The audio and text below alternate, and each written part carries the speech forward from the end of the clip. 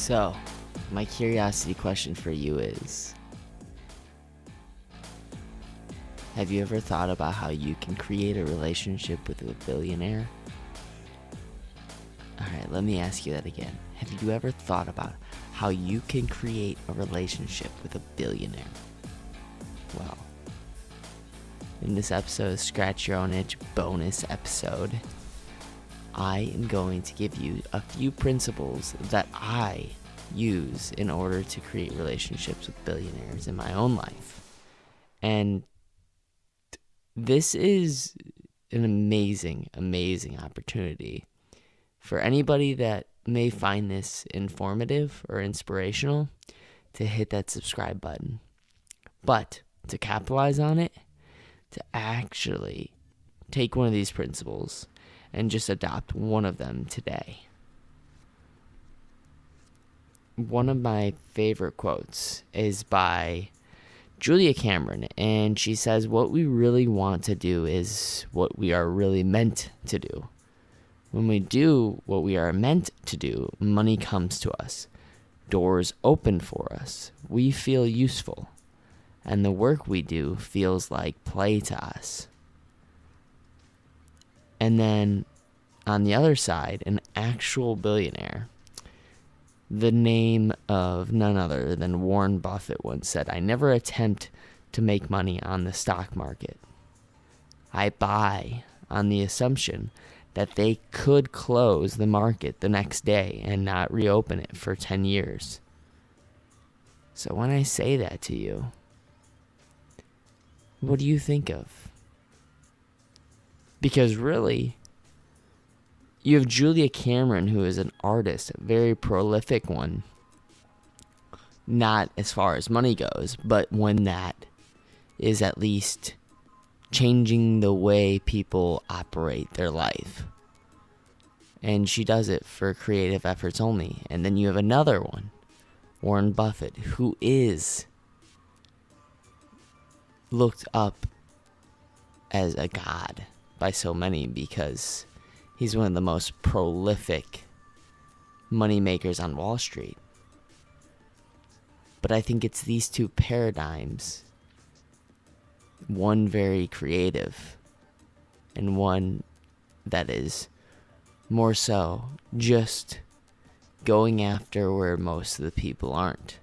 He's zagging where everyone else is zigging. And I bring this up because it's a principle that you need to use to create a relationship. So ironically, the people that are making the most money are usually the ones thinking the least about money. Their minds are too caught up in the work they're doing. They're focused on the other person. They're working to earn. They're working to learn.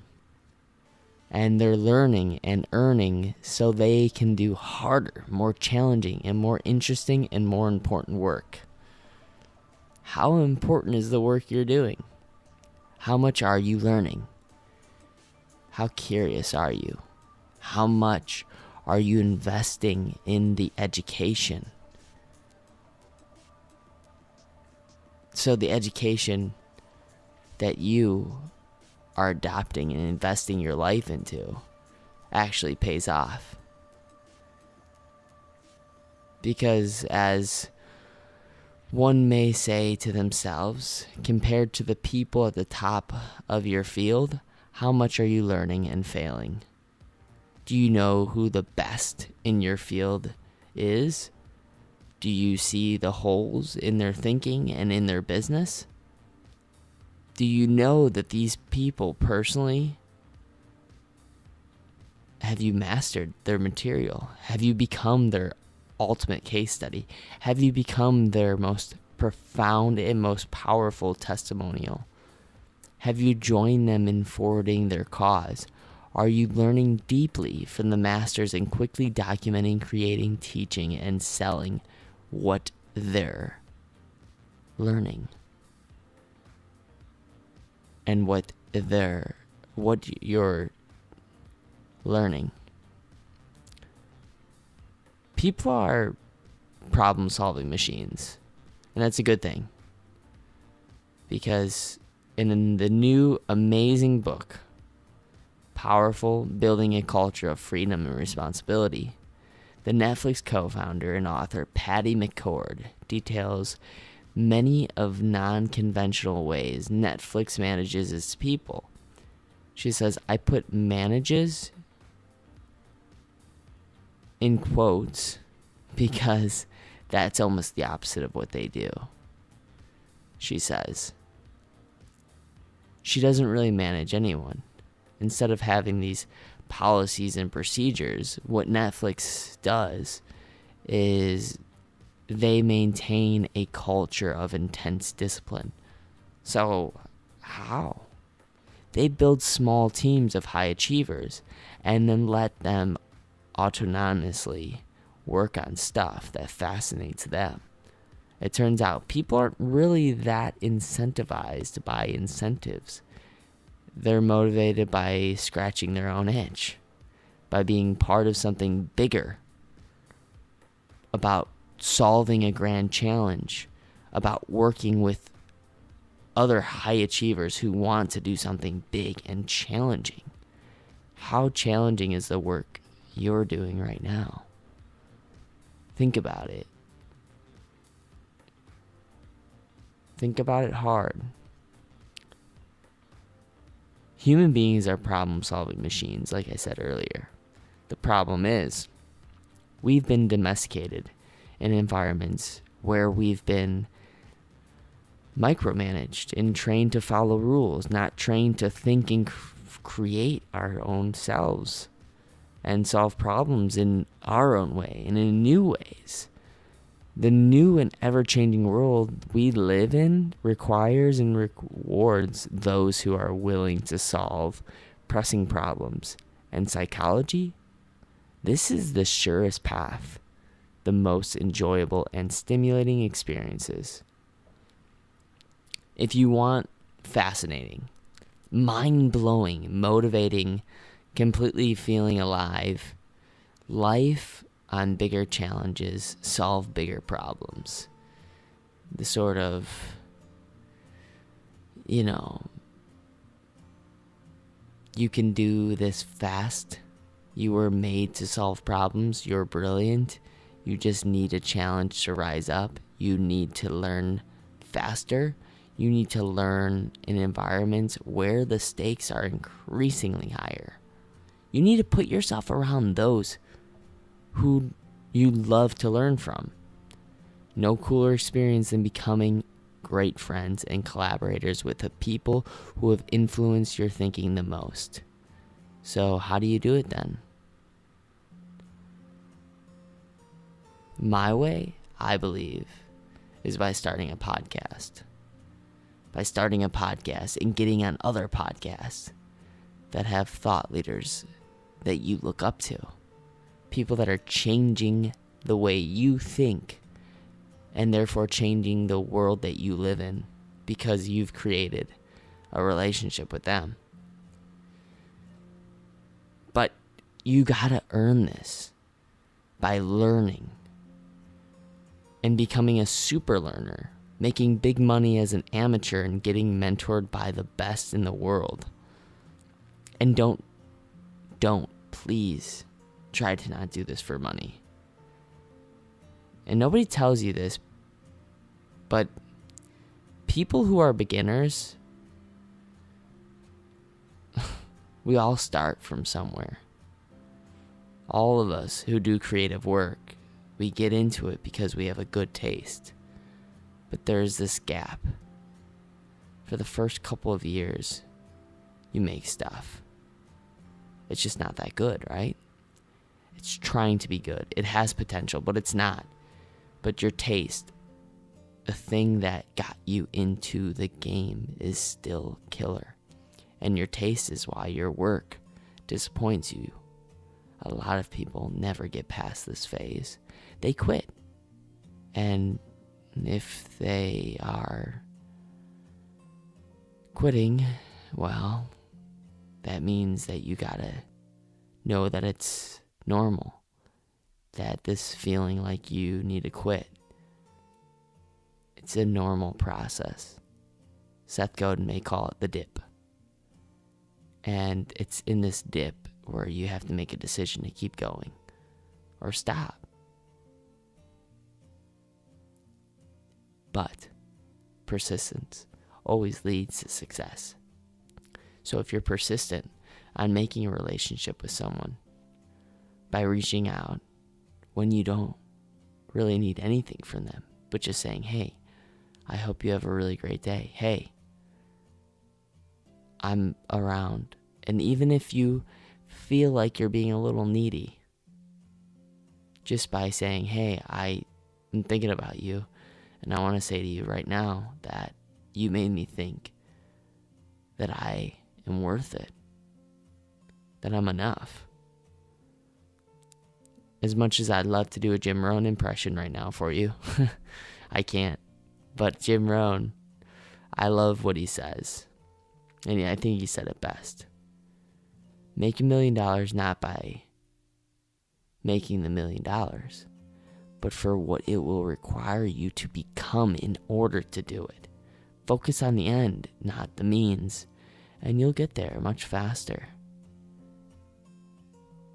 So, with this in mind, how do you do this?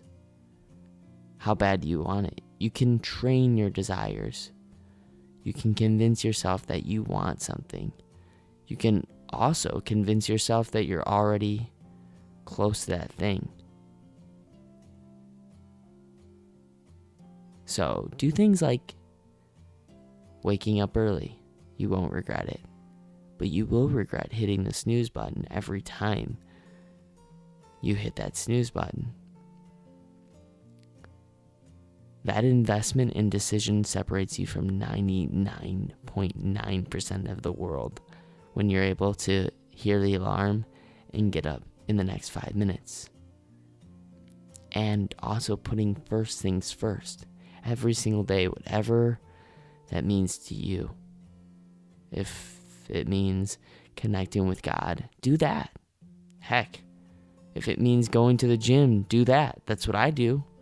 If it means writing in your journal, do that. If it means hugging and kissing your loved ones, do that. But always put the first things first that mean a lot to you. Become insanely curious about different things, but also specific on things. Become a super learner. Become harmoniously passionate about something and learn it inside and out. Overtrain yourself in something to the point of automatically going, this is where it becomes subconscious and this is where you want to thrive. So for me, I was super fascinated by impressions. So I spent and dedicated a good point in my life doing just impressions. Doing the all right. I think it's about to get freaky in here. And I spent more time even working on, which I think is the hardest impression that I got down, but I got it down, which is my name's Adam Sandler, and I'm doing this new movie with Kevin James, and Kevin James fought too much. Yeah, stuff like that. And I probably just blew your ear holes or your eardrums. But the thing is these impressions gave me a skill, a new skill, a skill about delivery of making you feel a certain way because of the sounds that I was delivering. And that is the best part about this skill. But I became a super learner from people that I looked up to. So when I went into, doing an Adam Sandler accent, doing a sort of Matthew McConaughey, all right. Well, everyone can do an all right impression. Yeah. Or maybe doing a George W. Bush. SYOI. I told my waitress the other day I wanted my pancakes surreptitious. You know what I mean? Surreptitious. You even know that word, surreptitious. Have you ever heard that word? Anyways, the fact is that by doing these impressions, I have been able to learn a new skill. Learn it in a way that I wanted to learn.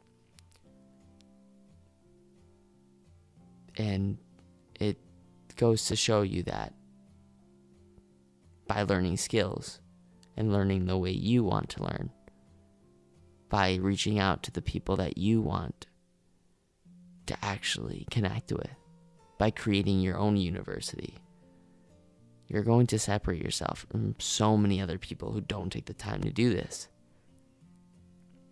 And these are just some of the principles that I believe you can use to start connecting yourself and creating relationships with billionaires.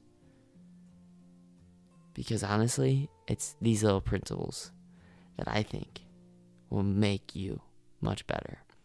And I have more principles, but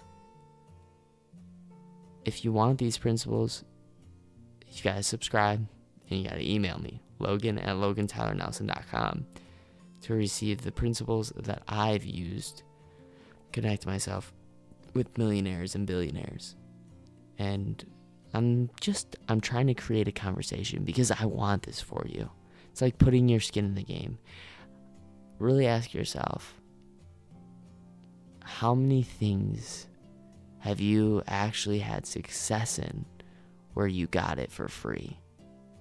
That's why there's a huge problem right now with people actually achieving the things that they want, is because for the most part, information is free. But when you take some action, when you take some time to actually earn something and put in the effort, you get so much out of it. So if you take time to email Logan@LoganTylerNelson.com, I will give you the rest of these principles. And if you have anything else to say about this episode, any positive or negative reviews, I accept it all, because I know that for a fact, the only way someone can improve is by receiving constructive criticism. It's the best form of education you can possibly get for creating stuff that you really enjoy making. And I really enjoy making this. These podcasts for you is a joy. And you can have one too. And if you don't already have one, well, maybe you can start using techniques like this that I use in my podcast and steal from it. I do not care. Steal from the best. Steal like an artist. So, with all this being said, don't ever forget, you matter and you're enough. And that is the foundation you need to start from to connecting yourself with billionaires. And if you found this episode at all, like I said in the beginning, inspirational or informative, please do the best compliment that you give someone that's a creator, and that is by taking 2 seconds out of your life to share it. I would really appreciate that. And it takes even a half a second to subscribe. And don't miss another episode of Scratch Your Own Itch. But you know what you have to do now. You know what principles you have to adopt. So adopt them.